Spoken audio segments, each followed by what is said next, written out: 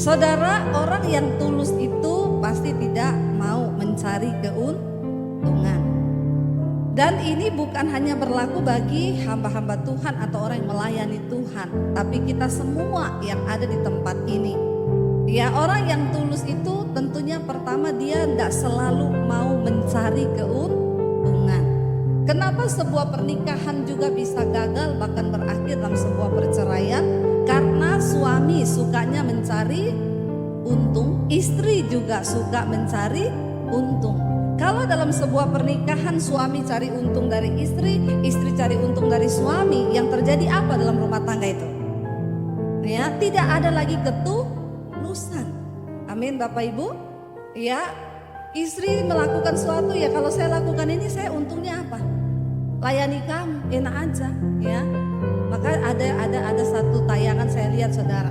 Kalau suami itu gajinya di atas 50 juta, pulang dibukain pintu, istrinya dicium. Halo papa, capek ya?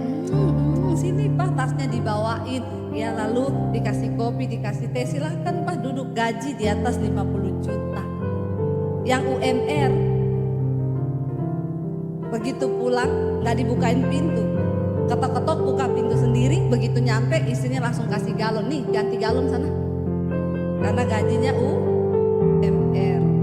Saudara, ya kenapa terjadi seperti itu? Sebab dua-dua sudah mencari keuntungan, ya.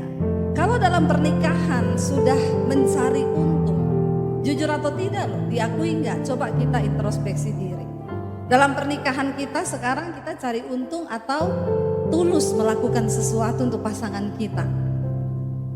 Halo, nggak usah jawab sama saya, nggak usah jawab di sini. Kalau jawabnya di sini semua jawabannya manis. Ya, tapi jawab di dalam hati saja, amin. Ya, kita melayani suami kita tulus atau karena ada apanya? Kita melayani istri kita itu tulus atau ya karena ada sesuatu? Itu perlu kita tanyakan saudara. Kenapa akhirnya istri menjadi lelah melayani suami, suami menjadi lelah melayani istri?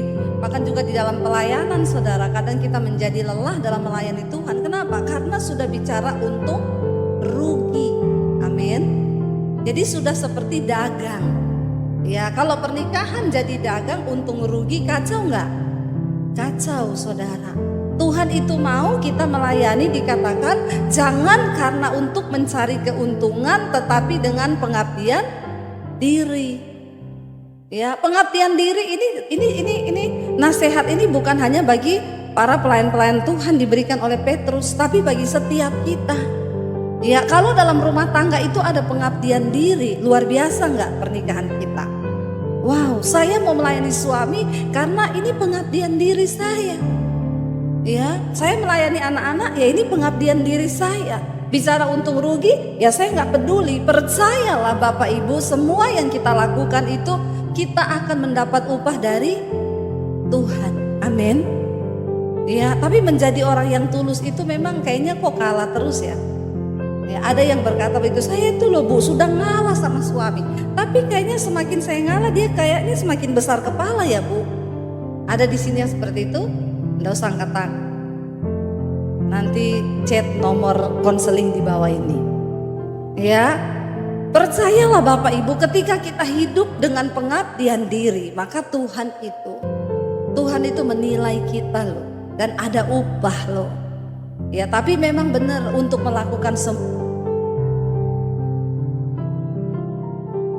yang tulus hati itu saudara, Tuhan ingat kepada keturunannya. Padahal sudah nggak mungkin ya. Tuhan bisa langsung memberikan kerajaan itu langsung semuanya kepada Yerobeam. Tapi Tuhan bilang, "Dah, aku sisakan 2. Karena aku ingat kepada Daud, ayahnya Salomo." Dan Tuhan sudah berjanji bahwa kerajaan itu tidak akan terputus dari Daud dan keturunannya. Tapi karena keturunannya tidak melakukan apa yang Tuhan katakan, tidak hidup dengan tulus hati di hadapan Tuhan. Ya, lalu dikatakan di sana Tuhan akhirnya menghancurkan semuanya, tapi masih disisain 2 saudara. Ya, bagi keturunannya Daud. Dan Tuhan berkata, hanya karena aku ingat Daud ayahmu yang tulus hati. Saudara, kalau kita hidup dengan tulus hati di hadapan Tuhan, Saya percaya Tuhan akan ingat keturunan kita. Katakan amin. Makanya apa yang harus kita wariskan kepada anak-anak kita bukan kekayaan, bukan. Warisan iman, warisan ketulusan. Pada akhirnya Salomo jatuh, kenapa? Karena dia ingin menambah kekuasaan kerajaannya dengan kekuatannya sendiri. Dia mengawini putri-putri raja kafir yang tidak lagi percaya kepada Tuhan. Bahkan bukan hanya itu yang membuat Tuhan marah kepada Salomo. Dia membangun kuil-kuil untuk istri-istrinya ini kepada penyembahan berhala. Sehingga Tuhan bilang dia tidak lagi hidup dengan tulus hati di hadapan Tuhan. Demi kekuasaan, demi hal yang dia mau, saudara, dia menghalalkan segala cara. Dan akhirnya Tuhan mendapati dia gak tulus hati. Tapi karena Daud ayahnya, Tuhan masih beri 2 suku di bawah kepemerintahan Rehabeam anak Salomo yang menjadi kerajaan Yehuda, saudara. Kita lihat, saudara, apa yang Daud pesan kepada anaknya. Buka bersama 1 Tawarik 28 ayat yang ke-9, saudara ya. 1 Tawarik 28 ayat yang ke-9.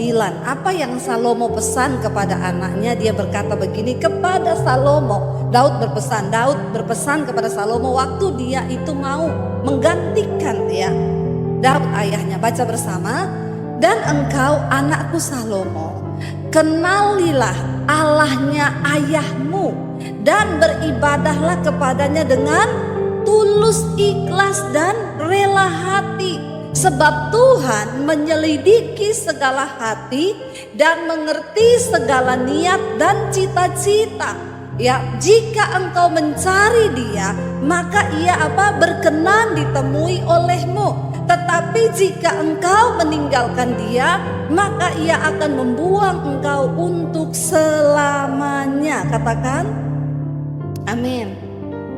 Saudara, ketika bahkan Daud hendak turun dari tahtanya dan akan mengangkat Salomo menjadi raja menggantikan dia, dia berkata kepada Salomo, tetapi engkau, hai anakku Salomo. Dia bilang apa? Kenallah Allahnya ayahmu. Loh, luar biasa loh, saudara. Dia gak bilang kenallah Allahnya Israel, enggak. Kenallah ayahnya siapa? Kenalnya Allah, kenallah Allahnya siapa? Ayahmu. Kita bisa gak berkata kepada anak-anak kita, Dek, kenallah Tuhan yang mami sembah itu loh. Kenallah Tuhan yang papi sembah itu loh. Kenallah Tuhan yang papa mamamu sembah itu loh. Kenapa Daud berkata kenallah Allahnya ayahmu itu? Kenapa, saudara? Ini bicara tentang sebuah hubungan antara Daud dengan Tuhan yang begitu dekat. Dia mengenal Tuhan dengan benar dan dia mengenal siapa Tuhan yang dia sembah itu. Makanya dia berkata kepada Salomo, kenallah Allahnya ayahmu. Saudara, iman itu harus kita wariskan kepada anak kita. Dan Daud berpesan apa? Beribadahlah kepadanya dengan tulus, ikhlas. Saudara, kita gak bisa mungkin tulus kepada manusia kalau dengan Tuhan saja hubungan kita tidak tulus. Amin. Tapi banyak orang Kristen suka main judi dengan Tuhan. Saya ini sudah doa loh, awas loh kalau Tuhan gak jawab doa. Iya enggak, saudara? Kalau disuruh melayani Tuhan, tunggu dulu, doaku belum dijawab. Aku enggak mau melayani Tuhan sebelum doaku itu dijawab. Main judi gak kita sama Tuhan? Kita lupa bahwa nafas hidup yang kita hirup ini adalah pemberian Tuhan. Engkau bisa napas, engkau bisa berjalan, keadaanmu bisa baik-baik saja, itu semua karena Tuhan. Makanya bagaimana kita bisa memiliki sikap tulus dengan sesama, diawali yang pertama kali kita ini sama Tuhan hubungannya harus tulus. Saya ingat pertama kali kami datang di Jakarta, saudara, hidup kami susah sekali ya. Lalu suami saya berkata, waktu itu kami numpang di salah satu rumah saudara saya. Lalu suami saya berkata begini, saya berdoa minta rumah saya, ya, kata suami saya. Biasanya kalau kamu yang doa itu didengar sama Tuhan, ya, kata suamiku. Ya, doa minta rumah karena doamu itu didengar. Saya bilang sama suami saya, ndak usah berdoa minta rumah. Kita ini ikut Tuhan tulus saja. Kalau Tuhan tahu kita sudah butuh rumah, Tuhan pasti kasih. Tapi kita ndak usah punya embel-embel, mau melayani minta rumah, minta ini. Jadi saya itu ikut Tuhan, saya ndak pernah loh berdoa minta rumah. Saya ndak pernah berdoa minta mobil. Saya ndak pernah berdoa minta motor. Saya nggak pernah berdoa minta sesuatu yang sifatnya itu materi. Kenapa saudara? Karena saya tahu saya ini sudah diselamatkan hanya karena anugerah. Itu sudah luar biasa, ya. Ketika kita itu dengan Tuhan tulus saudara, ya, maka saya percaya waktu kita tulus dengan Tuhan, ya, hubungan kita juga dengan sesama, kita juga dengan suami, dengan istri, dengan anak itu ya insya Allah juga akan tulus. Amin. Tapi orang kalau sama Tuhan aja udah bulus, ya, tulus itu lawan katanya bulus. Sekarang kan banyak orang bulus, ya, banyak saudara, ya, di depan baik, di belakang ya bulus itu namanya. Tulus itu lawannya bulus, ada maunya, pengen cari kepentingan diri sendiri. Lah sama Tuhan kok main-main loh saudara. Ngapain kita nih bulus-bulus? Tuhan itu melihat hati. Daud bilang kamu harus beribadah kepada Tuhan dengan tulus, ikhlas dan rela hati. Orang tulus itu selalu rela hati. Waktu kamu tulus dengan Tuhan, rela hati, dikatakan kenapa saudara kita perlu memiliki ketulusan dan kerelaan hati? Sebab Tuhan, apa dikatakan di sana? Menyelidiki. Apa yang Tuhan selidiki? Segala hati dan mengerti segala niat. Amin. Tuhan tahu nggak niat yang ada di hati kita sekarang? Tahu. Ya. Jadi kita ini tidak usah bulus-bulus karena Tuhan mengerti segala niat yang ada di dalam hati kita. Niat kita tuh apa?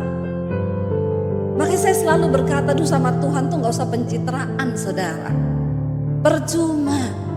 Engkau mau diberkati, tulus cintai Tuhan.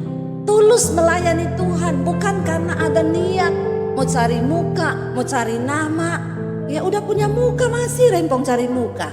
Heran gak sama orang Kristen itu? Mau taruh di mana lagi tuh muka? Ha? Sudah punya muka besarnya segini, masih suka-suka cari muka sama orang. Ya, udah gitu cari muka jatuhkan orang lain lagi. Heboh gak saudara? Hei, percuma. Dengar baik-baik. Ayat ini berkata, Daud mengingatkan anaknya Salomo, kenapa engkau harus beribadah kepada Tuhan dengan tulus, ikhlas dan rela hati? Sebab Tuhan menyelidiki segala hati, mengerti segala niat dan cita-cita. Ya, maka engkau, ya, ketika engkau sungguh-sungguh mencari Tuhan, dia bilang, maka Ia akan memberkati engkau, berkenan ditemui olehmu. Ketika engkau mencari Dia, Tuhan berkenan ditemui olehmu. Saudara, apa yang paling membuat hidup kita bahagia? Waktu kita berdoa, Tuhan berkenan untuk ditemui. Amin. Tapi orang Kristen itu banyak merasa aman-aman aja. Walaupun doa gak ketemu Tuhan, pokoknya doa dia. Gak tahu ketemunya siapa. Ya, ini penting loh saudara. Daud pesan kepada Salomo, kalau engkau hidup mencari Tuhan tulus ikhlas, rela hatimu dengan Tuhan, ya Tuhan itu melihat niat hati. Dia tahu semua niat-niat busuk, niat-niat baik, itu Tuhan tahu. Saudara, ibu-ibu, bapak-bapak, engkau punya niat busuk kepada pasanganmu, kepada anakmu, kepada siapa, ingat loh, Tuhan tuh tahu loh, ya. Jangan sampai, ya, walaupun engkau benci kepada suamimu, jangan sampai, ya, bikin jus dikasih sianida. Ya, ini lagi heboh lagi nih kasus sianida. Ya, ternyata memang banyak sandiwara di dalam dunia ini. Tapi kan percaya toh, waktu hari penghakiman semua akan dibuka. Ya, kasihan loh kalau memang dia nggak bersalah tapi sampai di penjara begitu tuh kan kasihan. Tapi jangan main-main dengan Tuhan loh. Pengadilan Tuhan itu ada. Ada CCTV-nya Tuhan ada. Ya, waktu ditanya, kamu membunuh atau tidak? Tidak. Tuhan bilang, malaikat putar CCTV nomor 5. Toh? Ya, kamu selingkuh? Enggak, putar nomor 3. Makanya sekarang mumpung masih ada waktu bertobat. Jangan main-main dengan Tuhan.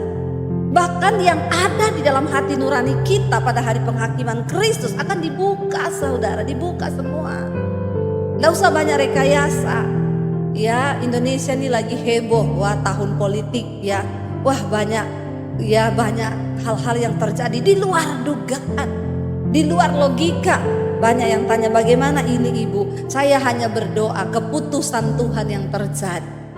Biar orang yang takut Tuhan, yang sungguh-sungguh memikirkan kepentingan bangsa yang akan dipilih oleh Tuhan atas bangsa ini. Kita berdoa loh saudara, berdoa loh ya. Karena banyak orang punya kepentingan diri. Amin. Kalau sudah bicara kepentingan diri itu sudah repot. Mau di pemerintah, mau di bangsa, mau di gereja, mau di pelayanan. Kalau semua sudah bicara tentang kepentingan diri, itu ngeri saudara, ngeri. Mari kita melayani Tuhan dengan tulus ikhlas, kata Daud. Dia loh, waktu saya baca ayat ini saya tertemplak loh saudara. Iya ya benar ya. Tuhan menyelidiki segala hati. Dia mengerti segala niat ya dan cita-cita. Dia tahu semua. Makanya anak-anak muda, hari ini engkau punya cita-cita apa? Ya Tuhan tuh tahu cita-citamu. Ya kemarin ada yang konseling sama saya, Bu, saya ini punya pacar. Terus tiba-tiba pacar saya ini berubah. Terus ya kami ini orang tua sudah tahu kami pacaran. Terus saya ini kalau konseling begitu ya. Terus kami akhirnya marahan, tidak cocok, kami pisah. Terus ini orang tua saya suruh saya balikan sama dia. Terus tapi sekarang pacar saya berubah, Bu. Dia nggak mau lagi sama saya. Terus lah iya, Bu, makanya sekarang saya mau tanya bagaimana ini, Bu. Sudah berhenti di situ. Ya gampang toh yo. Kamu harus percaya bahwa jodohmu itu ada di tangan Tuhan. Tapi sekarang dia nggak peduli sama saya, nggak pernah telepon, nggak pernah apa, ya biarin aja. Makanya anak muda saya mau bilang, kalau pacaran jangan terlanjur dulu. Banyak orang itu nikah karena sudah terlanjur. Akhirnya salah menikah. Masuk dalam pernikahan bukan yang bulan madu tapi bulan racun. Ya saya bilang ya kamu cari Tuhan sekarang. Tapi dia sudah cuek, ya sudah kamu juga cuek, cari Tuhan aja. Apa kamu harus mengemis-ngemis sama dia? Ya kamu harus percaya disinilah kedaulatan Tuhan. Sebab Tuhan mengerti segala niat, segala hati. Ya jangan sampai kamu berpikir waduh cinta ditolak dukun bertindak. Nanti kamu datang sama saya bilang berdoa berserah sama Tuhan, kamu tidak terima, terus nanti kamu cari orang pinter. Jangan saudara, karena Tuhan menyelidiki semua cita-cita, semua niat hati, ya, dan ayo kita tulus mencari Tuhan. Saya bilang bersyukur, berdoa sekarang. Tuhan kalau memang dia jodohku, Tuhan pertemukan. Tapi kalau bukan jodohku, ambil juga dia dari hatiku, hilangkan itu semua. Ya, biarlah saya hanya mata saya tertuju kepada Tuhan. Kan itu yang benar. Tapi bu, capcay nggak saudara? Capcay loh layani orang begini nih. Karena yang dia mau itu keinginan hatinya, bukan kehendak Tuhan. Saya bilang terus maumu itu apa sekarang? Ya, konseling sama saya itu mau apa supaya kita berdoa tarik dia kembali? Ngapain? Percaya aja, bilang Tuhan kalau dia jodohku engkau kembalikan. Kalau bukan ya sudah. Yang harus kamu lakukan sekarang adalah cintai Tuhan dengan tulus hati dan dengan rela hati. Semua itu Tuhan sudah atur saudara. Berkat kita, takarannya sudah ada. Tapi persoalannya sekarang, kita ini mencintai Tuhan dengan tulus hati atau tidak?